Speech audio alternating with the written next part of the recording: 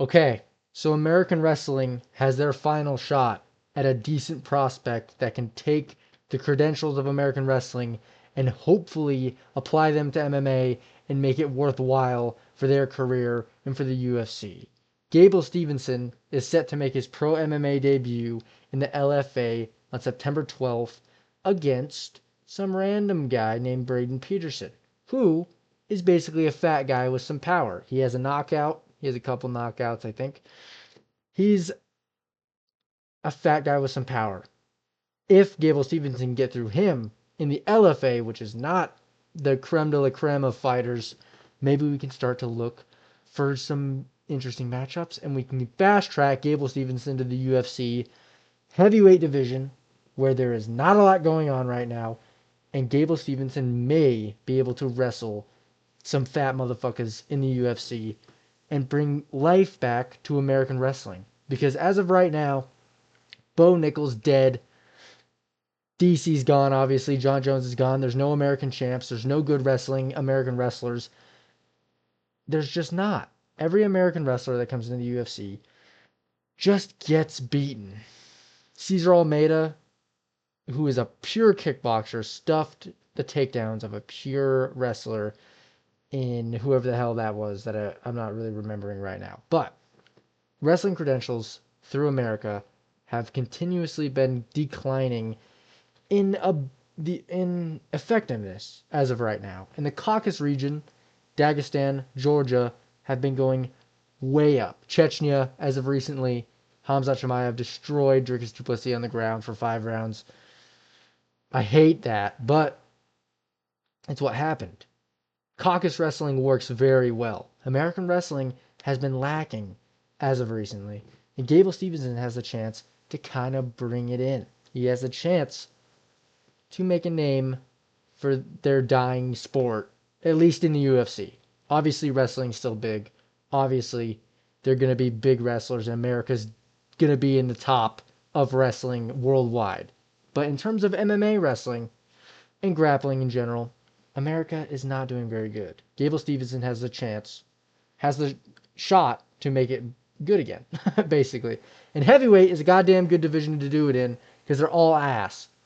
They're all fat. So if Gable can use DC did it, if Gable Steveson can use his wrestling credentials to make his career better and hopefully get to the top of the UFC heavyweight division where there's no action whatsoever, we can kill 2 birds with 1 stone. We can get a super cool heavyweight division again with some prospects,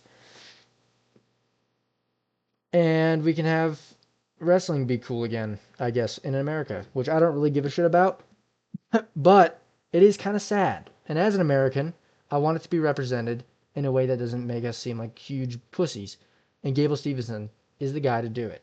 He also, before signing to the UFC or to the LFA, signed with the NFL to play for the Bills, I think, and then stopped doing that like 2 months after he signed or 3 months after he signed. So that tells me he either got cut and was like, fuck it, MMA is my last shot, or I don't know. I don't know all the credentials really. I don't know how that worked out and his NFL contract falling through. I don't know the details. Maybe they're out there, but I didn't research them. So yeah.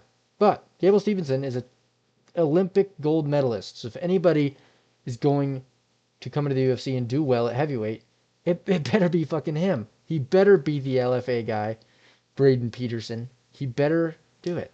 And we have some sparring footage of Gable Steveson, which looks okay. The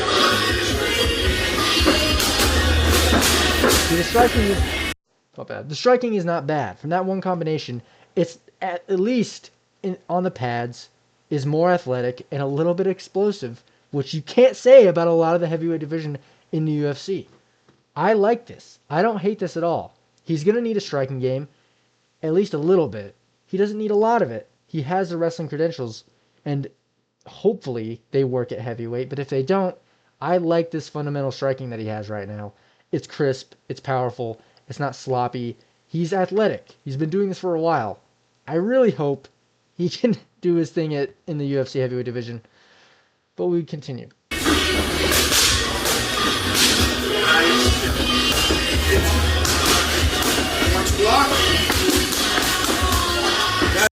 I did not like that striking defense at all. Oh, maybe not. He might get knocked out. I don't like that defense from him. But overall, he's not been in MMA for very long. That didn't look that bad. He's very athletic. You can tell he's light on his feet. I like his chances. And I think he's going to be an interesting prospect to look out for. And I eventually think he will get into the UFC. Maybe he'll get fraud checked. But I hope he doesn't. So nothing else there. I also have some more matchups to go over. We have DeRidder versus Alexander Hernandez. Anthony Hernandez, not Alexander Hernandez. Alexander Hernandez fought last weekend. That's why I have him on my mind. DeRidder versus Anthony Hernandez. This fight is booked for October 18th for the main event. This fight is not what I would have done whatsoever at middleweight after both of their wins. It just doesn't... This fight really bothers me because we had such a cookie-cutter thing we could do after the Dricus du Plessis versus Khamzat Chimaev fight. Dricus coming off a loss, getting dominated in grappling, but he didn't get... his face isn't completely destroyed. He doesn't have any broken limbs. He's not going to be that injured. DeRidder just fought like 2 weeks ago. We should have made that fight. It was the best. It was perfect. It was the Looney Tune fight where they are both weird and crazy, and the build-up would be awesome, and they both probably talk shit, probably, and the fight would be goofy as hell, Looney Tunes fight. It would have been perfect. But now we can't have that because Anthony Hernandez gets the matchup for coming off a win against Roman Dolidze, which is okay. I would have put Hernandez against someone else up the rankings.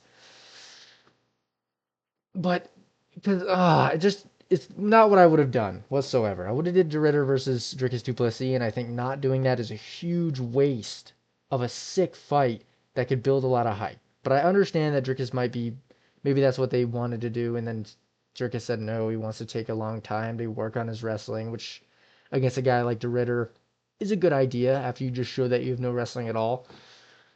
And the same thing with Hernandez. If they offer Dricus Hernandez, he has really good wrestling. Dricus probably wants to work on his wrestling. I get it. I get that. So if that's the case, I understand. But otherwise, it just is a big wasted opportunity. But as for the matchup in general, I'd probably go with Anthony Hernandez. I'm not going to lie. I like the way he looked on the feet against Dolidze, and I think his grappling will be able to counter-grapple DeRidder really well. I understand that DeRidder did really good against Whitaker. I just think Anthony Hernandez will be able to keep himself off the cage, keep the takedowns off of him, put a pressure on DeRidder, and in the striking, I don't think he's going to be afraid. Whitaker was weirdly afraid of the takedown and stuff, which it led to him just jabbing for 5 rounds and not really throwing with much crazy intent besides the one knockdown. I think Anthony Hernandez will push forward a lot more. I think he won't be afraid of the takedown because he has great grappling. I think, honestly, Hernandez is a lot less sloppy in the grappling as well. I still rate DeRidder. I still think he's shit. And I understand that he beat Whitaker, but I can't get it out of my brain that he is garbage even after the Whitaker fight. He looked like dog shit on the feet. He just did. He had a really good knee to the body. He looked like shit. And every single time he got hit, he looked like he was about to die. And Anthony Hernandez, and he was wincing and turning his head every single time he got hit, looking away from his opponent and like sluggishly walking away, and as he that completely rattled him every single time he got hit. Anthony Hernandez has a good pressure game. He has decent striking. He's not going to be afraid of the grappling. I think he'll implement his own. I really don't like DeRidder. I don't like picking him. I like him as a fighter because he's fun to watch. Or he's not that fun to watch. He's funny to watch, and he looks stupid, and I like his personality. He's a good fighter to have in middleweight. I just think Hernandez is better. All around better, less sloppy, way more technical. Yeah, I think Hernandez is going to get this one done. He's going to be able to counter grapple. He's going to be able to stand and bang.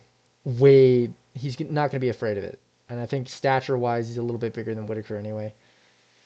Yeah, I'm going to go with Anthony Hernandez. But they both are coming off of recent fights, so it makes sense. October 18th. It's going to be a good main event no matter what. So, I'm excited for that one. And I have one more matchup I want to go over, which is Kevin Holland versus Mike Mallet. Mike Mallett's Canadian.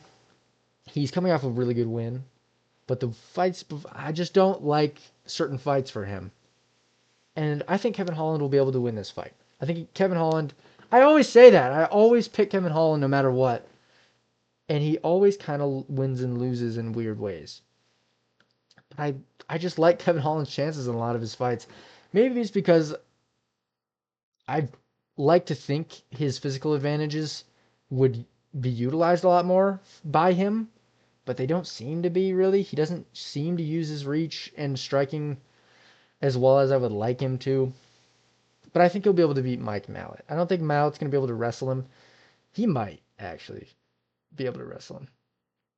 I just think Mallet's kind of a quitter, and if he gets caught, which I think he might, I think Holland will knock him out. But Holland hasn't been finishing shit lately. This one's actually kind of hard, because Mike Mallet is coming off a really good win. But it is impressive that Holland's doing another fight so soon after he got beat in his last one. Fuck it. As of right now, I'm going to go with Kevin Holland. I think he'll be able to strike. I think it'll make Mike Mallet nervous. I think he'll shoot a takedown. I don't think Mike Mallet's as technical in the grappling as other fighters Holland has fought, and I think he can get a Darce choke, and that's about it. So, that's my thoughts about that. Let me know what you think. I will see you soon.